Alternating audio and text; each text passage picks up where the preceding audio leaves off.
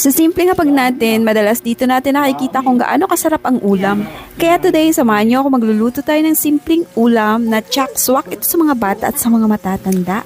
Madaling gawin, hindi komplikado, pero siguradong uulit ang kukuha.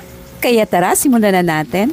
So, gumamit ako dito ng cream dory. Nabili ko lang ito sa supermarket sa halagang 200 pesos. Ang dory fish ay kilala sa malambot na laman nito. Wala itong matinik na hassle, kaya perfect ito sa mga bata. Hiniwa ko lang ito ng pa-strip at depende sa inyo kung gaano kalaki ang gusto nyong hiwa dito. Simpleng timpla lang ang nilagay ko dito, asin, paminta, at lalabas na ang natural na lasa nito.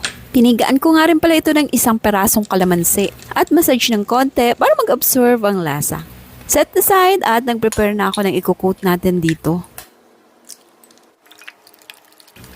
2 itlog, breadcrumbs, harina at hinaluan ko ng konting crispy fry mix.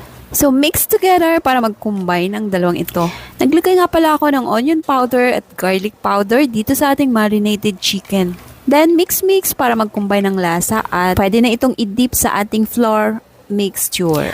Pagulungin lang natin dito hanggang sa mag-completely coated na ang all sides. Then dip into the egg para once na ipinagulong natin sa breadcrumbs ay didikit kaagad dito. Ang breadcrumbs ang magbibigay ng crispiest sa ating fish fillet. So ayan, dapat well coated na sila lahat bago natin ito iprito. Next ay magpapainit tayo ng mantika. Sa mantika na ginamit ko, tinansya ko lang mga half level sa ating fish fillet. At sa tamang init ng mantika, hindi sobrang lakas at hindi masyadong mahina. Madalas gusto natin ng golden brown sa labas, juicy at malambot sa loob. Yung tipong pag kinagat mo may crunches sa labas at susunod ang lambot.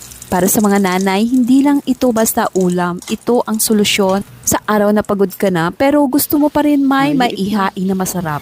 Sigurado kang kainin ng mga bata na walang pilitan, walang reklamo at kusang dadampot ito. Hindi naman kailangan ng mga mamahaling ingredients para mapasarap ang ulam at mapasaya ang iyong pamilya. Minsan sapat na isang platong fish fillet na mayroong lutong pagmamahal at hinay na may ngiti.